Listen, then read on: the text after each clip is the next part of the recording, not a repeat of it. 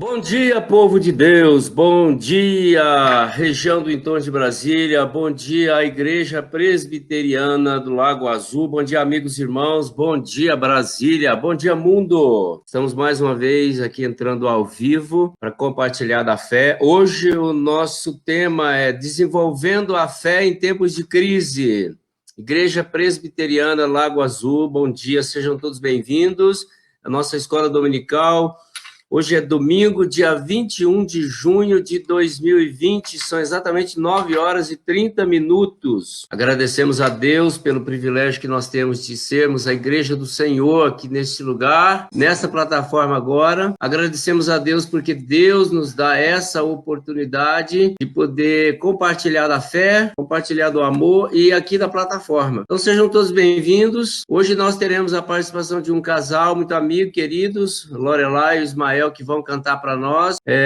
Teremos também a participação do evangelista Daí, diretamente de Patos de Minas, vai falar para nós um pouquinho sobre a sua vida, suas experiências, sua fé, e também falar para nós um pouquinho do contexto da cidade, como está vivendo ali a cidade, as nossas igrejas irmãs. Bom dia, Lorelai, bom dia, Ismael, sejam bem-vindos e o primeiro bom dia de vocês. Bom dia, Paulo, bom dia, pessoal da igreja. É uma honra e um prazer estar aqui com vocês. Obrigado pela oportunidade. Bom dia, pessoal. Vou trazer aqui também o evangelista Daí. Bom dia, Daí. Como é que estão as coisas em Patos de Minas? Seja bem-vindo. A saudação à Igreja Presbiteriana Lago Azul, a quem você conhece, a quem você tem amigos. Um bom dia muito especial para todo mundo que está conosco nesta hora. Queridos irmãos da Igreja Presbiteriana do Lago Azul, por esse Brasil afora, o mundo, muitas pessoas conectadas, e que o domingo seja super agradável para todo mundo, porque nós somos a igreja, não podemos reunir, mas nós estamos adorando a Deus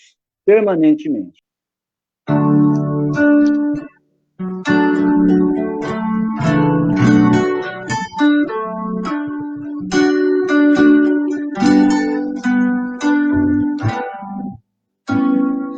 Nada é igual ao seu redor, tudo se faz no seu olhar, todo o universo se formou no seu falar.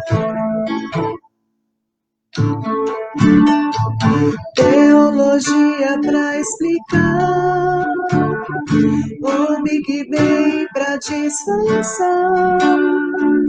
Pode alguém até duvidar, sei que há um Deus a me guardar, e eu, tão pequeno e frágil, querendo sua atenção. No silêncio encontro resposta certa então. Dono de toda a ciência, sabedoria e poder, ó, dá-me de beber da água da fonte da vida. Antes que eu haja houvesse, ele já era Deus, se revelou aos seus. Do crente ao ateu, ninguém explica Deus.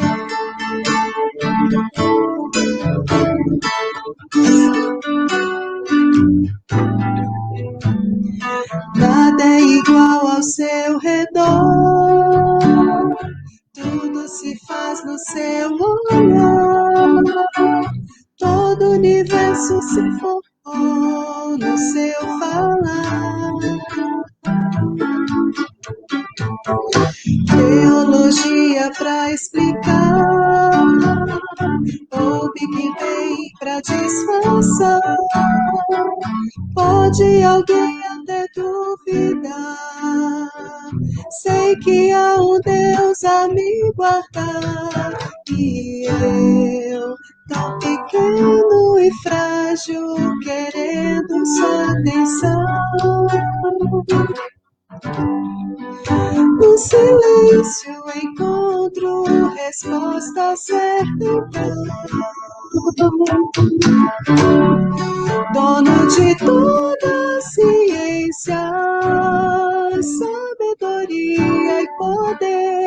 ó, dá-me de beber da água da fonte da vida. Antes que o anjo houvesse, ele já era Deus, se revelou aos céus. Do crente ao ateu, ninguém explica Deus.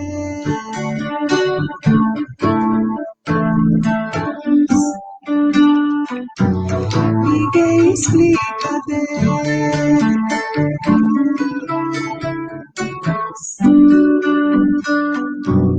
Ninguém explica Deus.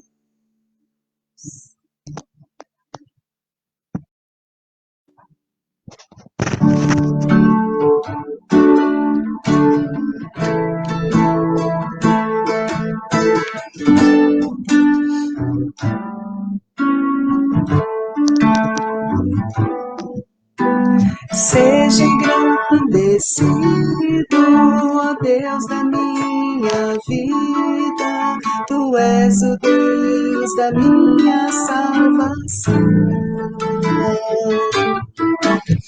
És a minha rocha, minha segurança, meus lábios sempre Te exaltarão.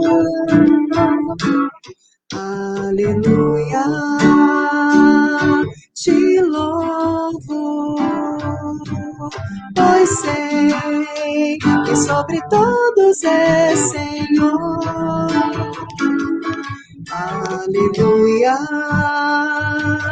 Te louvo, pois sei que sobre todos é Senhor. Seja engrandecido, ó Deus da minha vida, Tu és o Deus da minha salvação. És a minha rocha, a minha segurança, meus lábios sempre Te exaltarão. Aleluia, Te louvo, pois sei que sobre todos é Senhor. Aleluia, Te louvo, pois sei que sobre todos é Senhor. Aleluia, aleluia, aleluia, louvemos ao Senhor. Aleluia, aleluia, aleluia, louvemos ao Senhor. Daí, o livro de Colossenses, capítulo 3, verso 1, para a gente fazer uma leitura bíblica. O texto diz: portanto, se fostes ressuscitados juntamente com Cristo, buscai as coisas lá do alto, onde Cristo vive, assentado à direita de Deus.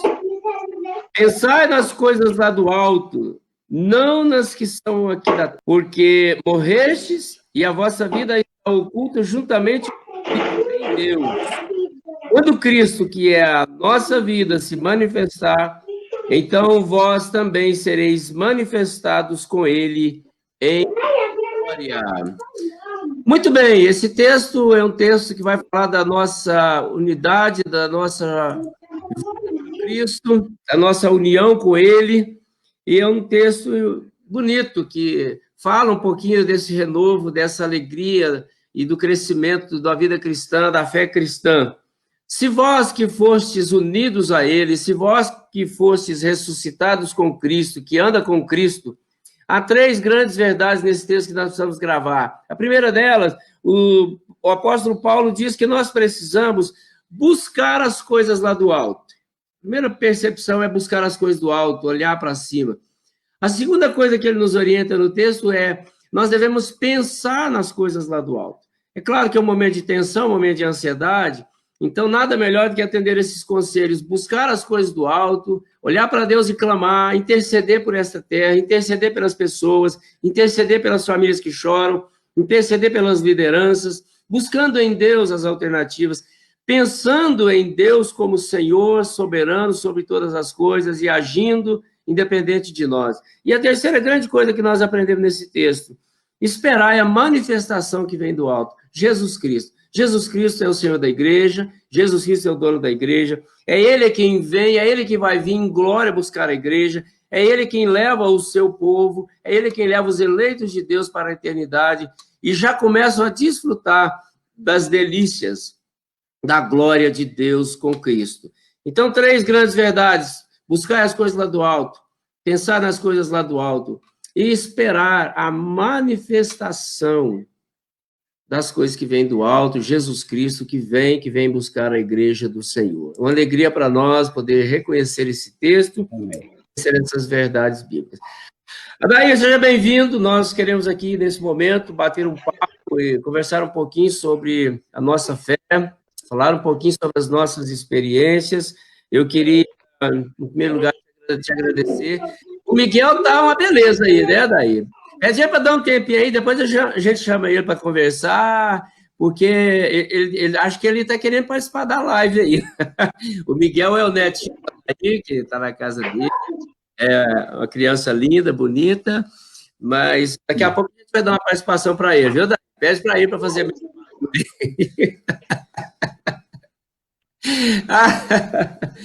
Seja bem-vinda, Adair. Então, a primeira coisa que eu queria ver com você, nosso bate-papo, a nossa abertura aqui, eu gostaria primeiro que você falasse quem é você.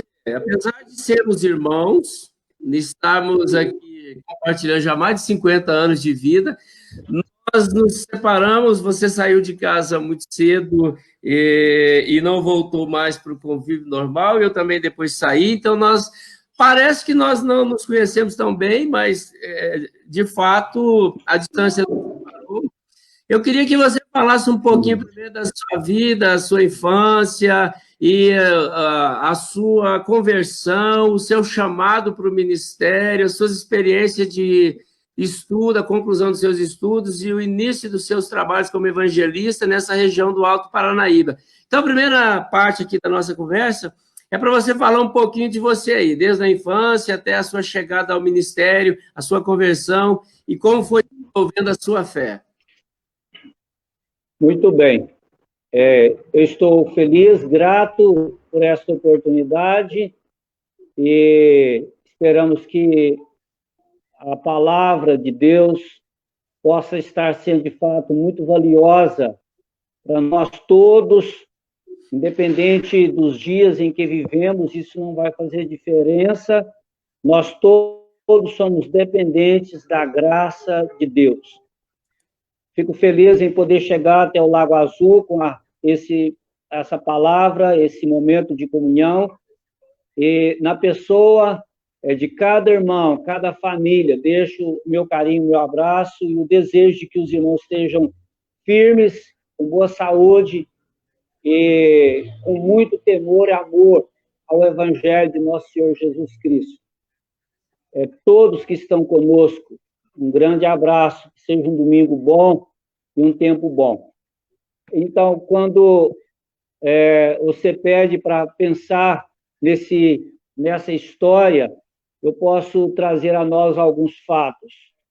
E nós 7 irmãos, a nossa mãe está conosco, aqui em Patos de Minas, mora aqui, nossa vizinha, e você, meu único irmão, e nós temos mais 5 irmãs. E graças a Deus, todos nós estamos bem. E nascemos, todos nós, de parteira, zona rural, e Deus guardou todos. Tempo bom a nossa infância. Muitas brincadeiras próprias daquele tempo. Nasci em 1965 e era uma vida bem diferente, né? e uma infância boa, boas recordações, as brincadeiras excelentes, os primos, os vizinhos na zona rural, tempo bom. E mudamos para Bonfinópolis de Minas quando tinha em torno de 10 anos de idade, menos que isso um pouco. Vivemos pouco tempo lá, mas foi um tempo precioso. E ali, com a nossa mãe, íamos à igreja presbiteriana, igreja Assembleia de Deus, e depois Congregação cristã. Congregação. Nós não tínhamos fixado um endereço para congregar e servir ao Senhor, não é isso? E depois voltamos, moramos em Carmo, Paranaíba, em torno de 7 anos.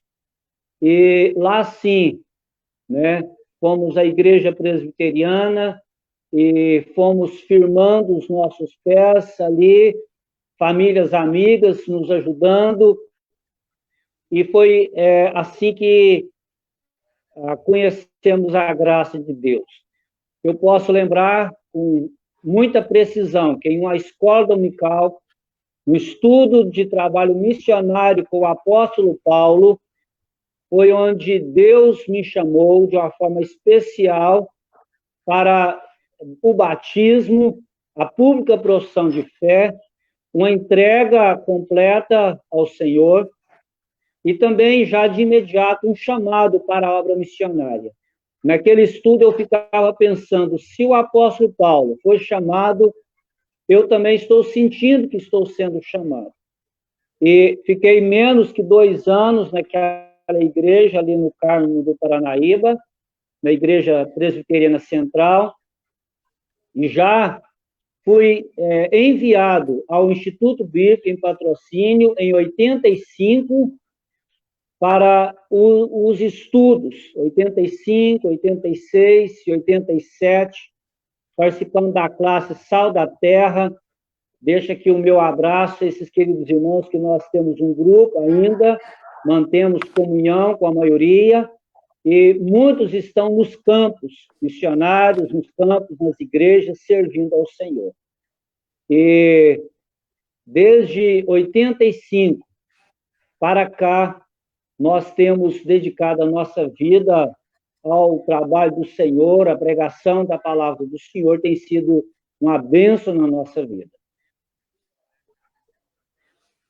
Muito bem, Adair. O IBEL foram 3 anos de estudo, né? É um dos institutos importantes que nós temos aí na Igreja Presbiteriana do Brasil, histórico, né? Muito bem visto no Brasil inteiro, como um centro de preparo e treinamento de evangelistas missionários. Inclusive, tive 2 ou 3 colegas de seminário que estudaram lá e contaram para nós as experiências. Foi uma experiência que, certamente, para eles, no seminário, ajudou muito pela qualidade do Instituto, do IBEL, né? Então, graças a Deus pela sua vida, por esse tempo que você pôde passar ali junto com esses seus colegas, a classe Sal da Terra, classe, é isso?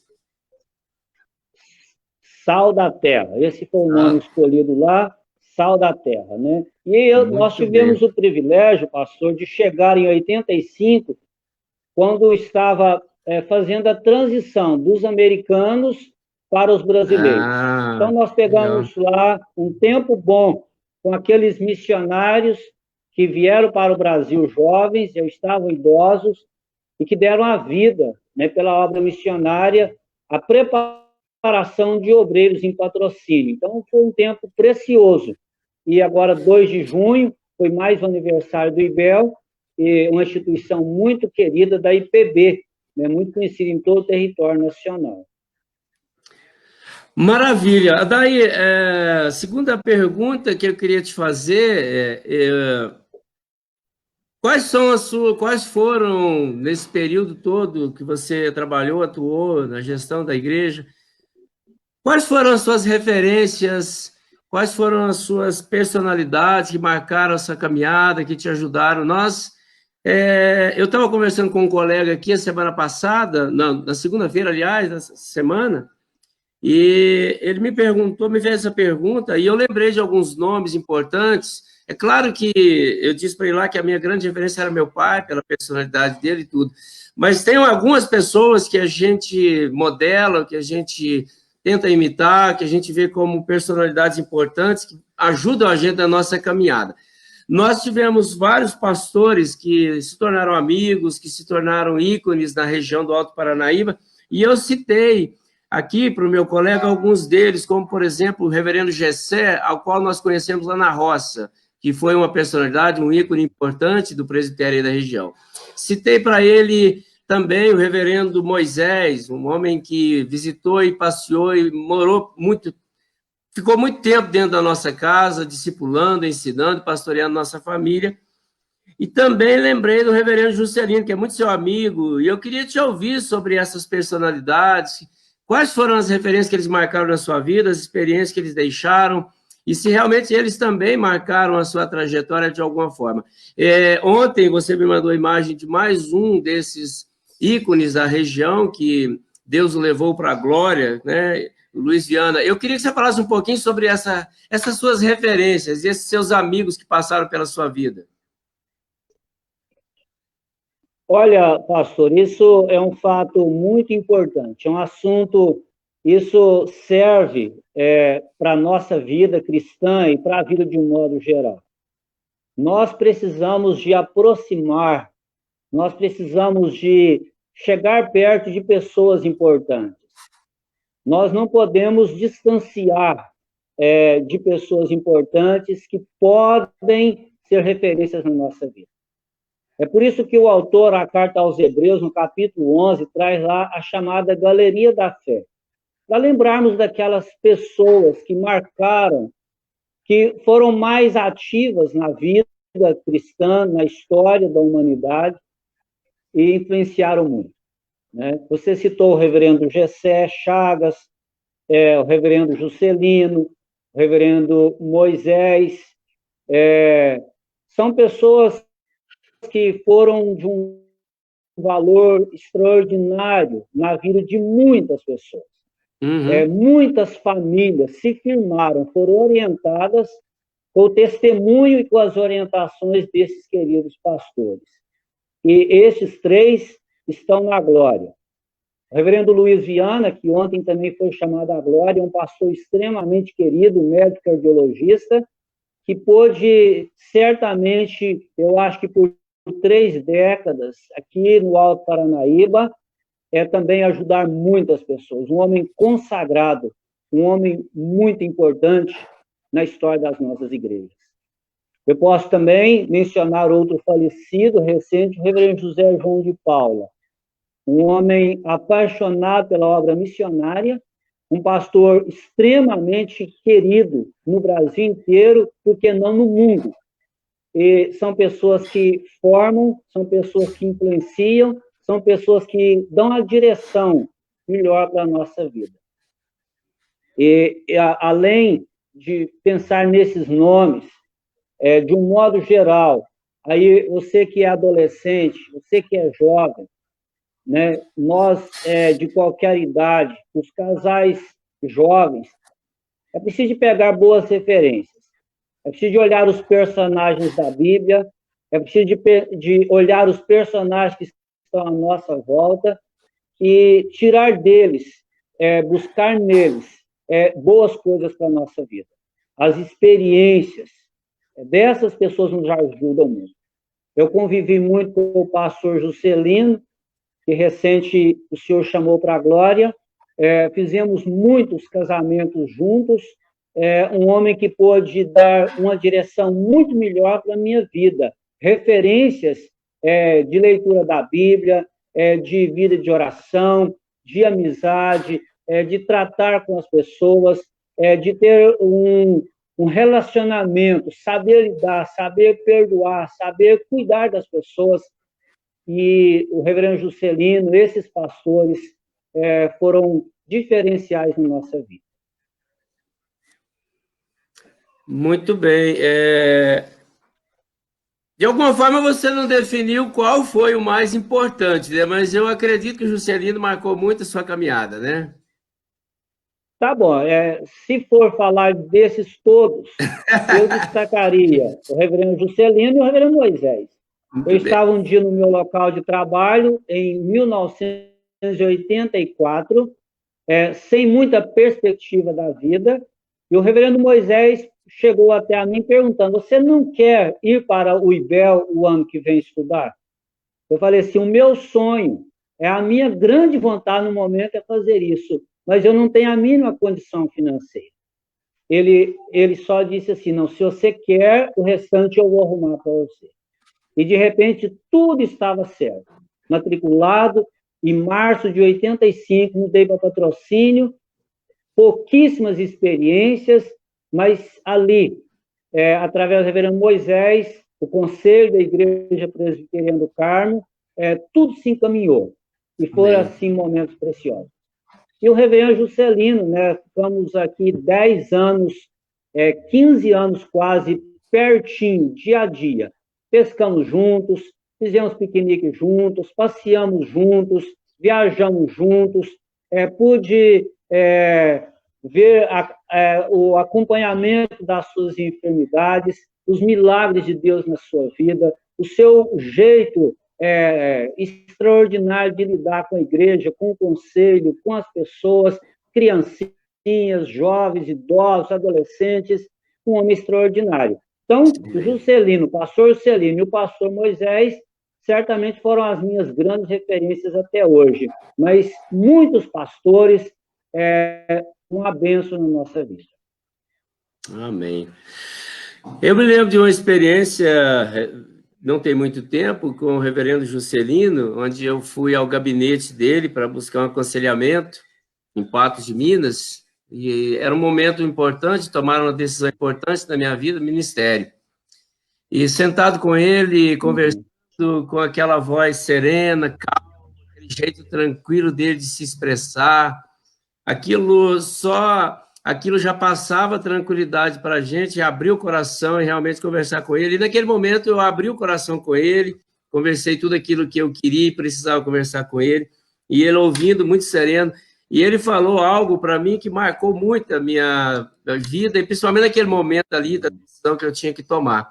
Ele disse o seguinte: não se apresse em sair da presença de Deus e buscar nele a orientação. Não tenha pressa de tomar decisões importantes na sua vida. Gaste mais tempo, porque são decisões muito importantes. E aquilo realmente foi marcante, foi decisivo, e graças a Deus me ajudou muito.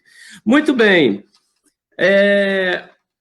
A segunda parte aqui, que eu queria agora conversar com você, é sobre a sua visão de fé. E eu queria te ouvir e saber como é que você vê a igreja de uma forma geral, antes um pouco dessa pandemia. Como você está vendo a igreja agora, no meio desse cenário, essas transformações, essas adaptações que nós tivemos que fazer, esses ajustes, de alguma forma fomos impedidos de poder congregar, e aí eu sei que vocês ainda estão impedidos. E como você vê a igreja daqui para frente, os passos que a igreja pode dar, os ajustes que tem que fazer, as revisões que nós temos que fazer na igreja pós-pandemia. Eu queria a sua percepção de fé com relação um pouquinho antes, durante e depois dessa pandemia. Olha, de fato, os tempos são outros, né? E nós vamos caminhar de uma forma um pouco diferente agora. Se olharmos para trás, nós vamos perceber assim que talvez o que estava acontecendo era assim muito barulho, muita empolgação, uma busca muito superficial das coisas de Deus. Na verdade, de um modo geral, a sociedade estava dependendo pouco demais de Deus. As igrejas, às vezes, cheias, mas cheias de coisas mais humanas. A busca de uma comunhão, de uma dependência, de um temor ardente de Deus, eu acho que isso estava deixando a desejar, né? Havia um enchimento de tempos, mas pouco enchimento de Deus. E eu creio que agora é um momento de reflexões. Quem é que está, de fato, servindo a Deus? Quem é que, de fato, está temendo a Deus? Que diferença está fazendo para nós esse momento? Isso eu acho que nós devemos considerar. Né? Quem é cristão, de fato? Né? A pandemia vai influenciar em quê na nossa vida? Eu vejo que há muita gente que está distante, há pouco interesse em ouvir os hinos espirituais, a leitura da Bíblia, o temor a Deus, falar da dependência que as pessoas têm de Deus, estão com medo de um vírus que a água e o sabão podem matar. E não estão preocupadas com a sua vida, com a sua alma, com o seu comprometimento com as coisas do Senhor. E se nós formos pensar para frente, eu acho que algumas coisas vão, de fato, mudar na nossa vida. Uma delas é que nós vamos tratar melhor as pessoas. Eu acho que nós vamos cuidar melhor das pessoas que são os mais necessitados. Se olhar as páginas do Novo Testamento, é o livro de Atos, o relato da igreja primitiva, e os evangelhos, Mateus, Marcos, Lucas e João, a preocupação de Jesus e dos apóstolos era, de fato, com as pessoas que precisavam mais. Era com o pobre, era com a viúva, era com o necessitado, era com o aflito, era com o que tinha um coração quebrantado. E eu creio que nós vamos preocupar mais com essas pessoas daqui para frente. Nós vamos ter um coração mais generoso para com essas pessoas. E a igreja, ela precisa de voltar à leitura da Bíblia. O ser humano, o pobre pecador, nós todos, nós precisamos de aproximar mais da palavra de Deus. Nós precisamos de examinar melhor as Escrituras Sagradas. Entende, pastor? Nós vamos necessitar de um conhecimento melhor, uma pesquisa melhor das coisas que são de fato de Deus. Porque isso agora, esse momento está nos ensinando que a vida vale pouco demais, que tudo é muito passageiro, que poucas coisas, né, um vírus, por exemplo, pode fazer um estrago que ele está fazendo na humanidade. Quem diria que uma potência como os Estados Unidos perderia tantas pessoas com o vírus? O Brasil, olha quantas famílias sofrem, quantas pessoas sofrem. Então, a vida, ela é por um fio, não tem muito valor, assim, se olhar a vida em si. E o vírus, esse momento de pandemia, ele aproximou de nós esse ensinamento. O que nós somos, o que nós valemos?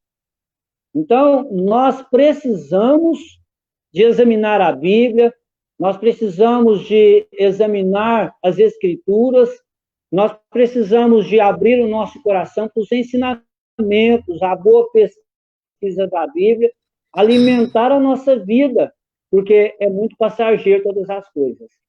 E a igreja de hoje, da pandemia, ela precisa de fortalecer o coração.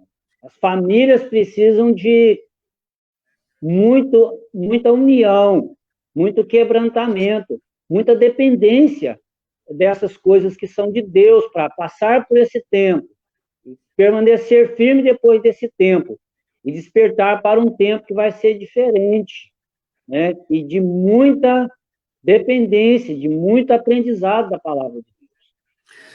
Ok, nesse tempo que você tem percebido aí, você está acompanhando, claro, a igreja online, né? O nosso trabalho, as tentativas de manter a igreja unida, vibrante, a ideia lá da nossa prima, que eu até copiei dela, a Marina, unir sem reunir, a igreja tentando manter as atividades, a sua agenda online. Como é que você está vendo esse movimento? Você acha que a gente tem a dependência disso daqui para frente, ou isso ainda para a maioria ainda está distante. Eu tenho falado aqui que, para nós, como Igreja Presbiteriana Lagoa Azul, nós não vamos demorar um pouco a ter essa necessidade, talvez urgência, em botar os nossos cultos, transmitir os nossos cultos. Nosso desejo maior hoje, necessidade maior, é de estarmos juntos e realizar as nossas agendas para atender a nossa comunidade. Eu não estou preocupado em estar aqui gravando os cultos para pregar para quem está sendo edificado por outros caminhos, por as suas igrejas. Estou preocupado com a minha igreja. Mas esse tempo, a internet nos ajudou bastante. Como é que você viu isso agora, esse movimento? Está vendo esse movimento? Está conseguindo alcançar os objetivos? Você acha que nós estamos alcançando o coração dos nossos fiéis? Olha, eu acho de um valor muito grande a comunicação. Eu estou vendo como um momento importantíssimo esse momento na vida da igreja. A internet, ela é uma riqueza imensa para todo mundo, desde a infância até a terceira idade. Eu falando um testemunho meu, eu posso ver as lives de muitos lugares do Brasil. Eu estou participando da nossa aqui, eu vejo de outras igrejas presbiterianas da cidade, eu estou vendo de Paraupebas, no Pará, a Igreja Presbiteriana Renovada, o pastor Adélio.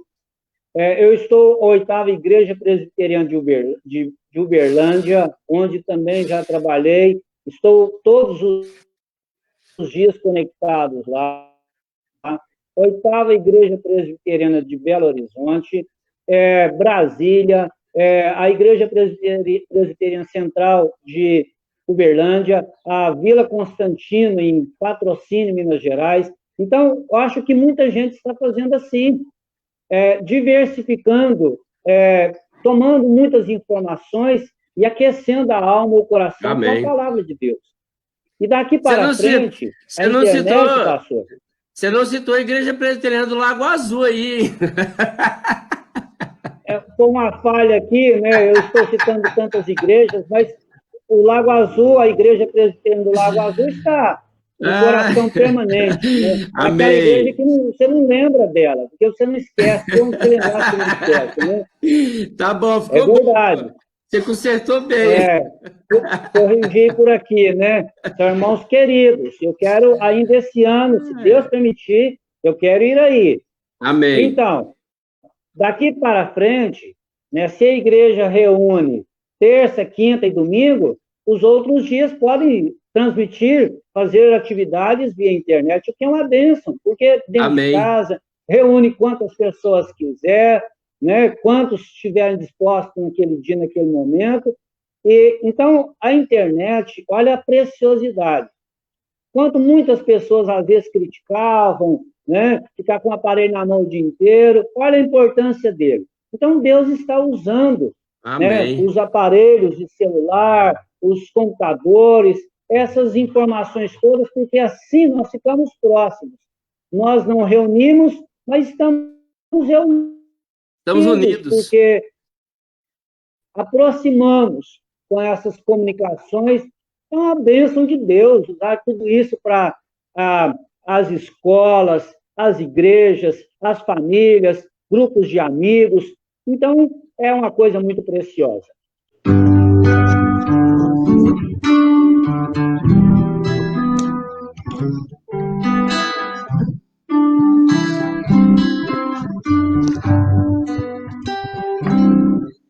Minha vida entrego a ti, os meus sonhos entrego a ti. Faz de mim vaso novo, com coração novo, vaso de barro em tuas mãos. Reconheço que posso errar, mas eu sei que existe um perdão. E é por causa do sangue que foi derramado, por causa do teu grande amor. Tu és Senhor do universo, és o Cordeiro Santo, tu és, estás assentado ao lado de Deus, Deus Pai. Minha vida entrego a ti, os meus sonhos entrego a ti. Faz de mim vaso novo, com coração novo, vaso de barro em tuas mãos. Reconheço que posso errar, mas eu sei que existe o perdão. E é por causa do sangue que foi derramado, por causa do teu grande amor. Tu és Senhor do universo, és o Filho de Deus, tu és o Cordeiro Santo,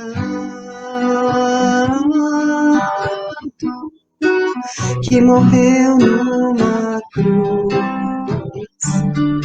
Teu sangue é precioso,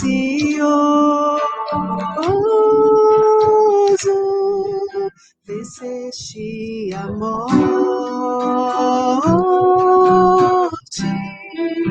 estás assentado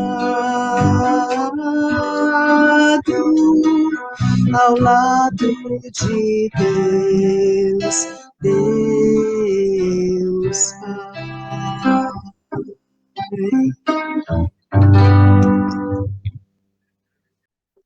Então, é um tempo maravilhoso, né? Tempo precioso esse que nós estamos vivendo, mesmo em pandemia. Se não cai um fio de cabelo à terra sem a permissão de Deus, não é um vírus que está surpreendendo Deus. Deus sabe todas as coisas e vamos acalmar o nosso coração, vamos esperar em Deus, vamos esperar na bondade do Senhor. Eu quero pensar, pastor Paulo, com os irmãos, você que está aí conectado conosco nesse momento, qual seria a nossa maior esperança para esses dias? Qual notícia mais encantadora o nosso coração poderia receber? Eu creio que a maioria poderia falar assim: o surgimento de uma vacina. Poderiam muitos falar o medicamento certo. A maioria poderia falar assim: o que nós mais esperamos no momento é o abandono, é Deus tirar da terra esse vírus. Olha só, isso é um sonho para as maiores autoridades, como as pessoas mais simples da terra. O nosso grande desejo é ficarmos livres da pandemia. Mas isso não depende de nós. Mas eu gostaria de trazer aqui a Bíblia Sagrada, que é a palavra de Deus, que pode trazer a nós em Lamentações, o capítulo 3, o versículo 21, uma grande colocação que eu acho que pode encher o nosso coração nesta manhã de domingo, em tempo de pandemia. O profeta Isaías, falando das suas lamentações, no capítulo 3, versículo 21, ele diz: quero trazer à memória o que me pode dar esperança. E nesses minutos que você me passou aí, eu quero trazer algumas coisas que podem dar esperança ao nosso coração nesse tempo de pandemia. E a nossa fé, ela está em Deus que criou os céus e a terra. A nossa esperança, ela está nas mãos de Deus, o Deus criador e sustentador de todas as coisas criadas. O Deus que não permite que nem sequer um fio de cabelo caia da nossa cabeça sem ele permitir. E o profeta Jeremias, falando num tempo de muitas dificuldades, o profeta Jeremias vivendo um tempo de muitas crises, ele traz para nós essa colocação: eu quero trazer à memória o que pode dar esperança. E ele prossegue nos versículos 22, 23, 24 e 25, ele traz nesses versículos aí o que pode dar esperança para a nossa vida. E eu queria trazer a nós a primeira colocação de Jeremias, ele tratando da misericórdia de Deus. Ele fala: o que pode trazer esperança é propriamente a misericórdia de Deus. Olha, se Deus já fez o maior na nossa vida, por que não faria o menor? Se Deus já mandou o seu Filho, Jesus Cristo, para vir a esse mundo, morrer numa maldita cruz, derramar o seu precioso sangue, o seu corpo ser ali moído pelos nossos pecados, ressuscitar ao terceiro dia, está vivo, o que seria as demais coisas na nossa vida? Então, o profeta Jeremias fala que as misericórdias de Deus, que elas vão renovando todos os dias. As misericórdias de Deus podem trazer esperança ao nosso coração. Mas também o profeta fala da fidelidade de Deus, no versículo 23. Grande é a tua fidelidade. Um dos atributos de Deus é a sua fidelidade. Deus é fiel, Deus promete livramento, Deus promete consolo, Deus promete paz, Deus promete segurança, Deus promete coisas maravilhosas para a nossa vida, como o Salmo 23, o primeiro versículo: o Senhor é o meu pastor e nada me faltará. Será que vai permitir faltar agora na pandemia? Não. Então, isso dá esperança para a nossa vida. Saber que Deus é fiel, que as promessas de Deus, todas elas se cumprem, que as promessas de Deus são fiéis, são verdadeiras para a nossa vida. As famílias podem manter a calma, a igreja pode manter a calma, as pessoas podem tranquilizar o seu coração, não propriamente porque vai surgir uma vacina, mas também por isso. Não porque estão surgindo medicamentos bons, não só por isso, mas podemos ter tranquilidade por causa da misericórdia e da fidelidade de Deus para a nossa vida. Mas também o profeta nos fala da bondade de Deus. Olha só o versículo 25, bom é o Senhor. E quem é que vai duvidar da bondade de Deus? Podemos, às vezes, até questionar por causa da nossa pequenez, por causa da insignificância, às vezes, da nossa fé. Falar assim: por que tudo isso? O que está acontecendo com a humanidade? Onde está Deus? Às vezes podemos até questionar por causa da nossa pequenez. Mas isso não vai diminuir a bondade de Deus. Deus é bom. E cantamos: Deus é bom, o tempo todo Deus é bom. Isso é uma maravilha, pastor e irmãos, nós desfrutarmos da bondade de Deus.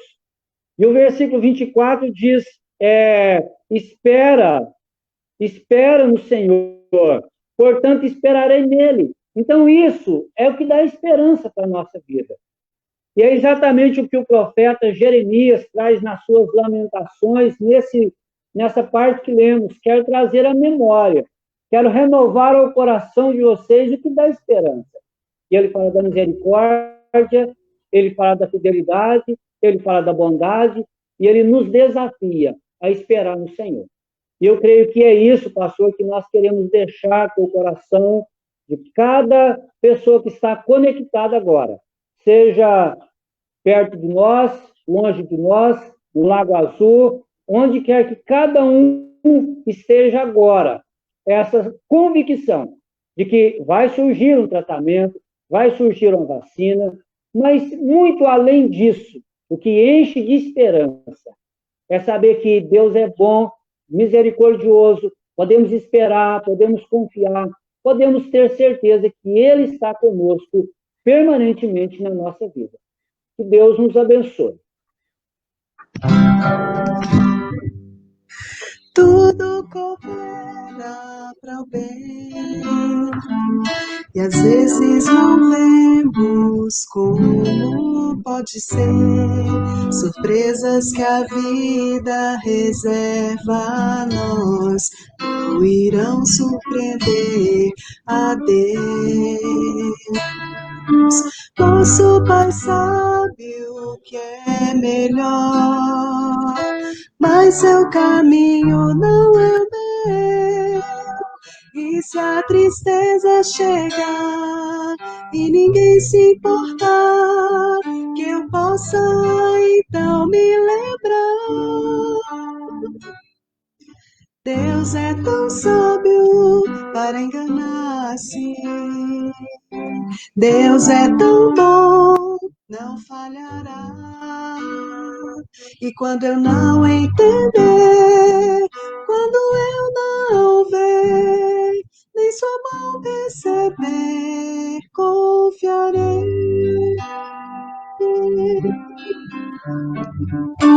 Ele conhece o futuro e o guarda em suas mãos de amor. Nossa esperança está em Deus, segurança nele achei. Incomparável é o seu amor, nos guiará em paz, e como oleiro está moldando-nos para um dia sermos como Ele é. Deus é tão sábio para enganar-se. Deus é tão bom, não falhará. E quando eu não entender, quando eu não ver, nem sua mão perceber, confiarei. Ele tão somente é fiel. Ele sabe o que é melhor para mim.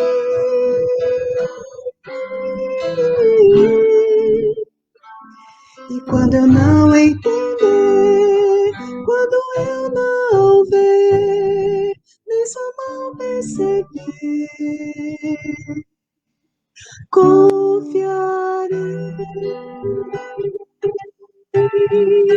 confiarei. Muito bem. Beijo no coração de todos e nos veremos em breve. Lore e Ismael, um bom domingo para vocês, tá bom? Amém. Obrigada. Tchau.